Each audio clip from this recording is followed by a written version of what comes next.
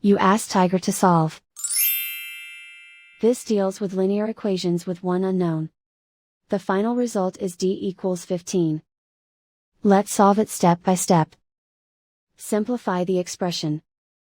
Find the greatest common factor of the numerator and denominator. Factor out and cancel the greatest common factor. Swap sides.